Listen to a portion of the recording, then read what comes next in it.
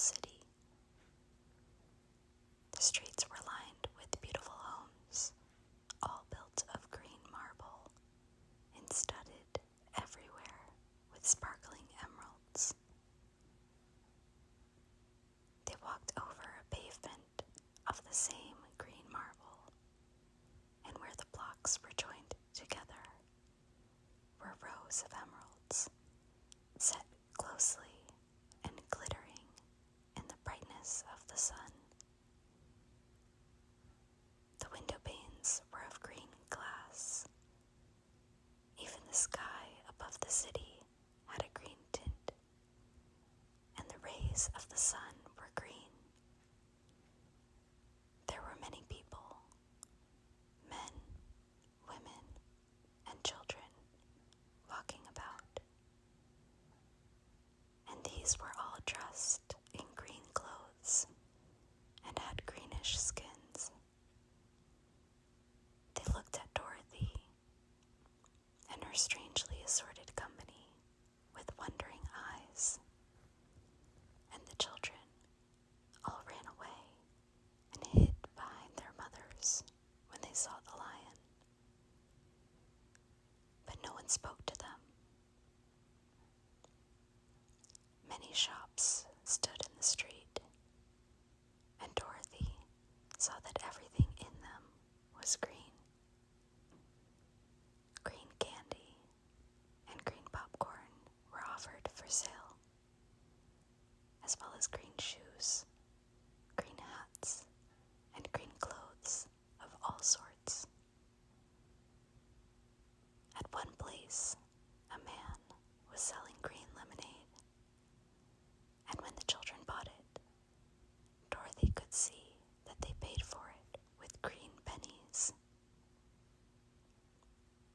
There seemed to be no horses nor animals of any kind. The men carried things around in little green carts, which they pushed before them. Everyone seemed happy and contented and prosperous. The guardian of the gates led them through the streets until they came to a big building exactly in the middle of the city, which was the Palace of Oz, the Great Wizard. There was a soldier before the door, dressed in a green uniform and wearing a long green beard. "Here are strangers," said the guardian of the gates to him, "and they demand to see the Great Oz." "Step inside," answered the soldier, "and I will carry your message to him." So they passed through the palace gates and were led into a big room with a green carpet and lovely green furniture set with emeralds. The soldier made them all wipe their feet upon a green mat before entering the room. And when they were seated, he said politely, "Please make yourselves comfortable while I go to the door of the throne room and tell Oz you are here." They had to wait a long time before the soldier returned. When at last he came back, Dorothy asked, "Have you seen Oz?" "Oh no," returned the soldier. "I have never seen him. But I spoke to him as he sat behind his screen and gave him your message. He said he will grant you an audience if you so desire. But each one of you must enter his presence alone, and he will admit but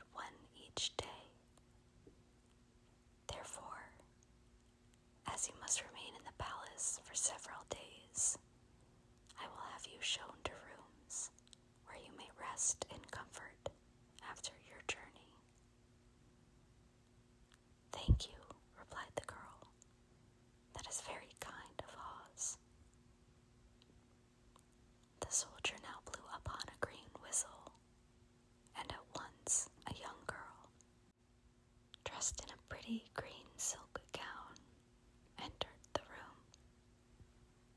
She had lovely green hair and green eyes, and she bowed low before Dorothy as she said, "Follow me, and I will show you your room."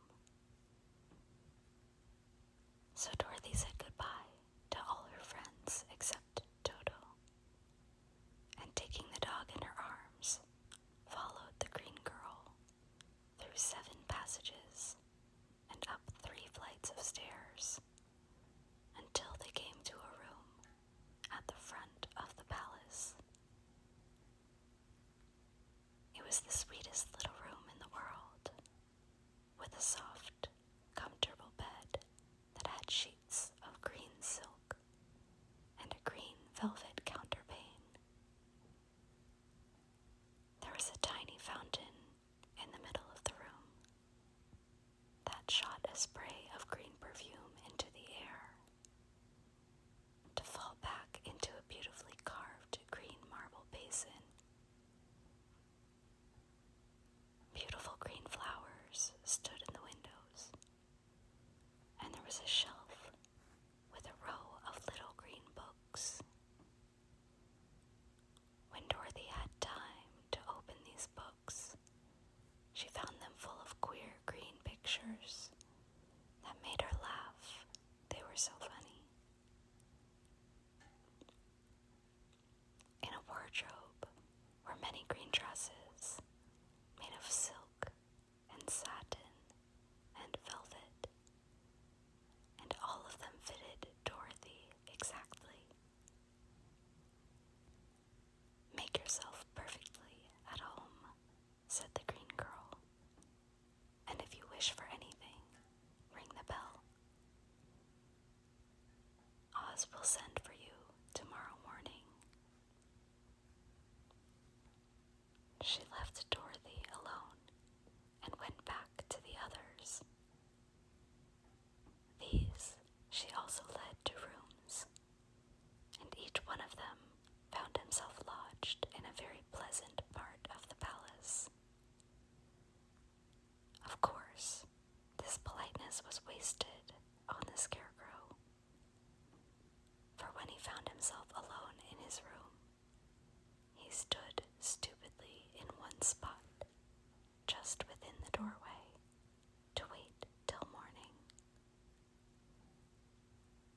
It would not rest him to lie down, and he could not close his eyes, so he remained all night, staring at a little spider, which was weaving its web in a corner of the room, just as if it were not one of the most wonderful rooms in the world.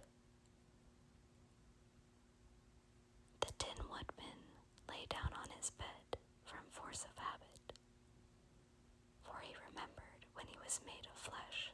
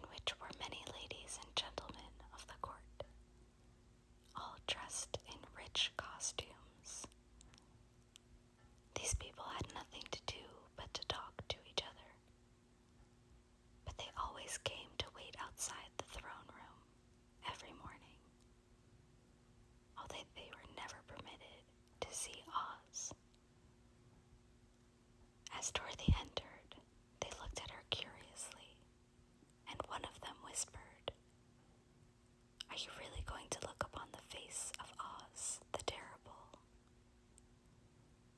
"Of course," answered the girl, "if he will see me."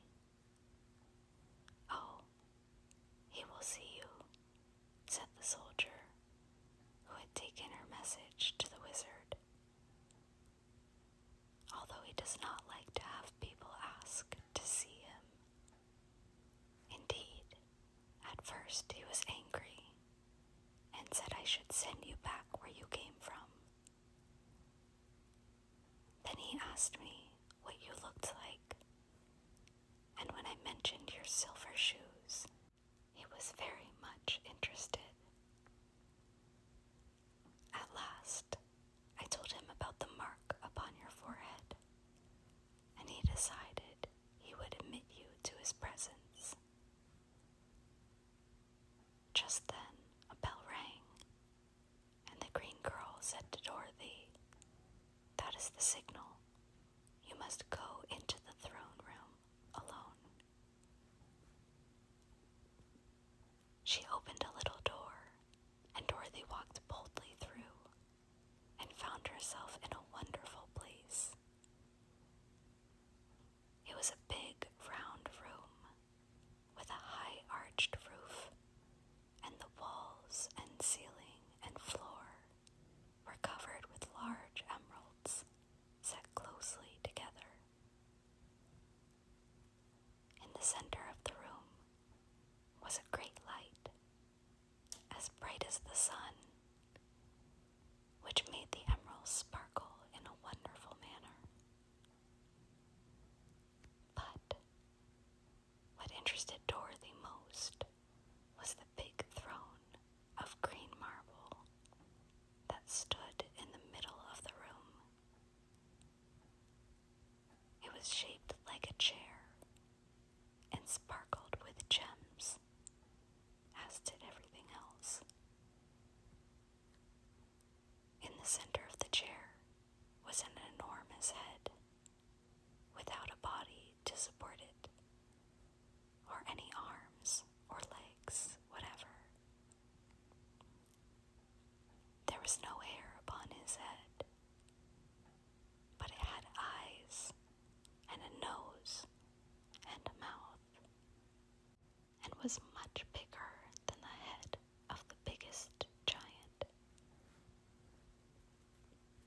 As Dorothy gazed upon this in wonder and fear, the eyes turned slowly and looked at her sharply and steadily. Then the mouth moved, and Dorothy heard a voice say, "I am Oz, the great and terrible. Who are you, and why do you seek me?" It was not such an awful voice as she had expected to come from the big head, so she took courage and answered, "I am Dorothy, the small and meek. I have come to you for help." The eyes looked at her thoughtfully for a minute. Then said the voice, "Where did you get the silver shoes?"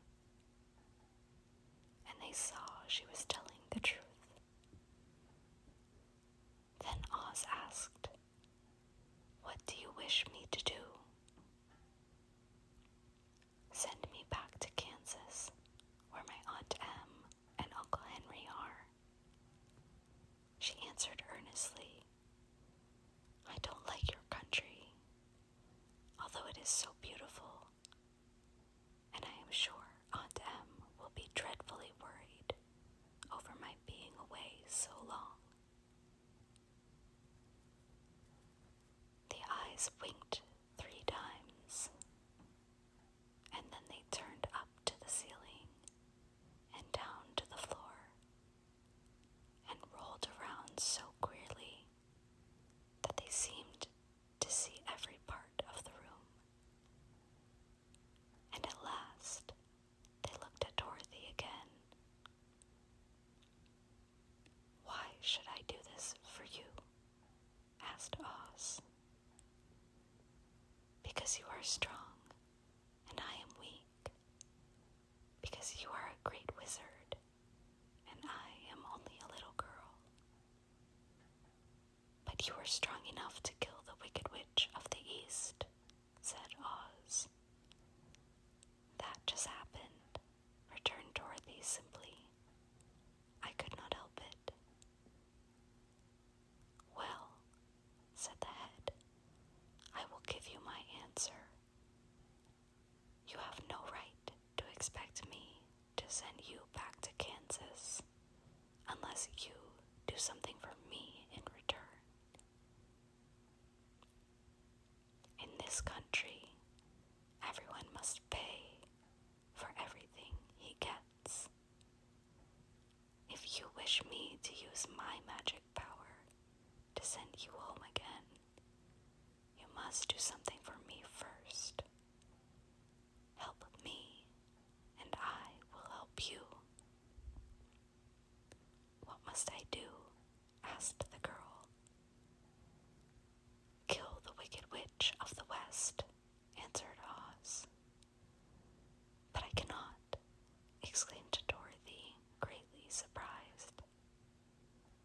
"You killed the Wicked Witch of the East, and you wear the silver shoes, which bear a powerful charm. There is now but one Wicked Witch left in all this land, and when you can tell me she is dead, I will send you back to Kansas, but not before." The little girl began to weep. She was so much disappointed, and the eyes winked again and looked upon her anxiously, as if the great Oz felt that she could help him if she would. "I never killed anything willingly," she sobbed. "Even if I wanted to, how could I kill the Wicked Witch? If you, who are great and terrible, cannot kill her yourself, how do you expect me to do it?" "I do not know," said the head, "but that is my answer, and until the Wicked Witch dies, you will not see your uncle and aunt again. Remember that the witch is wicked, tremendously wicked, and ought to be killed.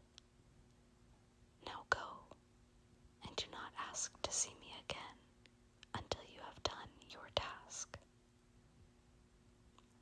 Sorrowfully, Dorothy left the throne room and went back where the lion and the Scarecrow and the Tin Woodman were waiting to hear what Oz had said to her. "There is no hope for me," she said sadly, "for Oz will not send me home until I have killed the Wicked Witch of the West, and that I can never do." Her friends were sorry, but could do nothing to help her. So Dorothy went to her own room and lay down on the bed and cried herself to sleep. The next morning, the soldier with the green whiskers came to the Scarecrow and said, "Come with me, for Oz has sent for you." So the Scarecrow followed him and was admitted into the great throne room, where he saw, sitting in the emerald throne, a most lovely lady. She She was dressed in green silk gauze and wore upon her flowing green locks a crown of jewels. Growing from her shoulders were wings, gorgeous in color and so light that they fluttered in the slightest breath of air reached them. When the Scarecrow had bowed, as prettily as his straw stuffing would let him, before this beautiful creature, she looked upon him sweetly and said, "I am Oz, the great and terrible. Who are you, and why do you seek me?" Now the Scarecrow, who had expected to see the great head Dorothy had told him of, was astonished, but he answered bravely, "I am only a scarecrow, stuffed with straw. Therefore I have no brains, and I come to you, praying that you will put brains in my head instead of straw, so that I may become as much a man as any other in your dominions." "Why should I do this for you?" asked the lady. "Because you are wise and powerful, and no one else can help me," answered the Scarecrow. "I never grant favors without some in return," said Oz. "But this much I will promise. If you will kill for me the Wicked Witch of the West, I will bestow upon you a great many brains, and such good brains that you will be the wisest man in all the land of Oz." "I thought you asked Dorothy to kill the witch," said the Scarecrow in surprise. "So I did. I don't care who kills her, but until she is dead, I will not grant your wish. Now go, and do not seek me again until you have earned the brains you so greatly desire." The Scarecrow went sorrowfully back to his friends and told them what Oz had said. And Dorothy was surprised to find that the great wizard was not a head, as she had seen him, but a lovely lady. "All the same," said the Scarecrow, "she needs a heart as much as the Tin Woodman." On the next morning, the soldier with the green whiskers came to the Tin Woodman and said, "Oz has sent for you. Follow me." So the Tin Woodman followed him and came to the great throne room. He did not know whether he would find Oz as a lovely lady or a head, but he hoped it would be the lovely lady. For, he said to himself, "If it is the head, I am sure I shall not be given a heart, since a head has no heart of its own, and therefore cannot feel for me. But if it is the lovely lady, I shall beg hard for a heart, for all ladies are themselves said to be kindly-hearted." But when the Woodman entered the great throne room, he saw neither the head nor the lady, for Oz had taken the shape of a most terrible beast. It was nearly as big as an elephant, and the green throne seemed hardly strong enough to hold its weight. The beast had a head like that of a rhinoceros, only there were 5 eyes in its face. There were 5 long arms growing out of its body, and it also had 5 long, slim legs,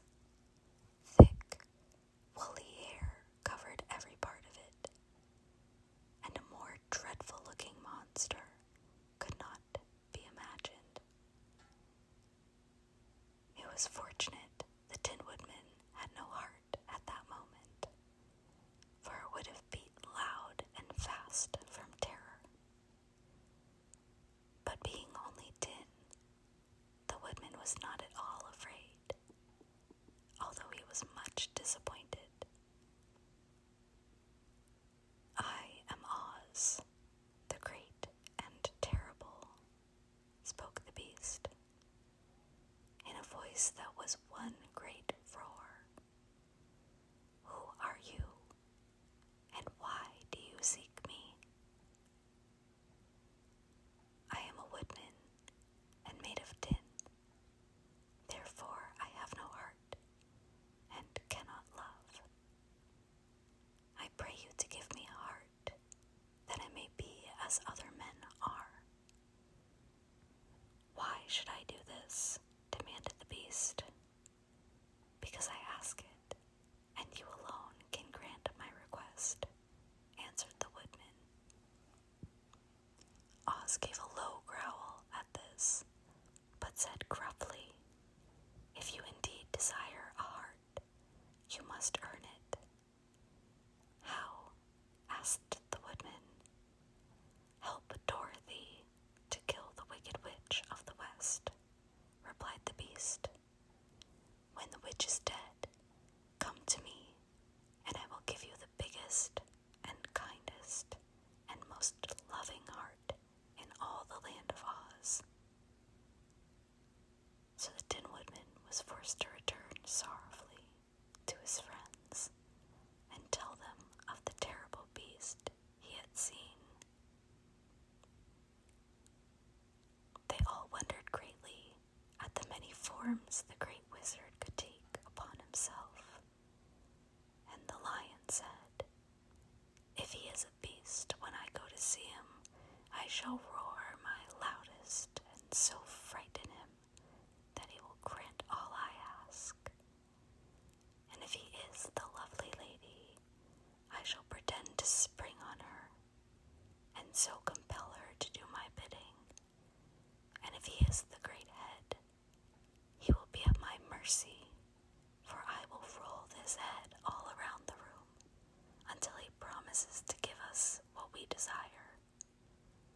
So be of good cheer, my friends, for all will yet be well."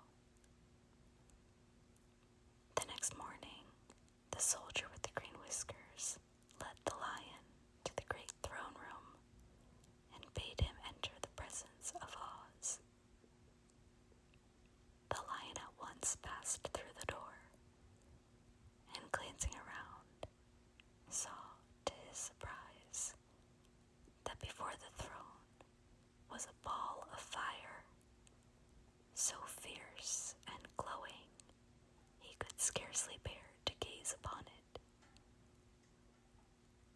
His first thought was that Oz had by accident caught on fire and was burning up. But when he tried to go nearer, the heat was so intense that it singed his whiskers, and he crept back trembling to a spot nearer the door. Then a low, quiet voice came from the ball of fire, and these were the words it spoke. "I am Oz, the great and terrible. Who are you, and why do you seek me?" And the lion answered, "I am a cowardly lion, afraid of everything. I came to you to beg that you give me courage, so that in reality I may become the king of beasts, as men call me." "Why should I give you courage?" demanded Oz. "Because of all wizards, you are the greatest, and alone have power to grant my request," answered the lion. The ball of fire burned fiercely for a time, and the voice said, "Bring me proof that the wicked witch is dead, and that moment I will give you courage. But as long as the witch lives, you must remain a coward."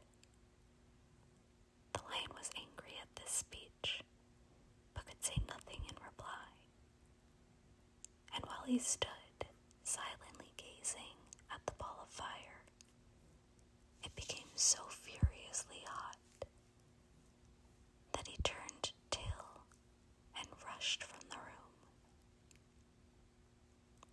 was glad to find his friends waiting for him, and told them of his terrible interview with the wizard.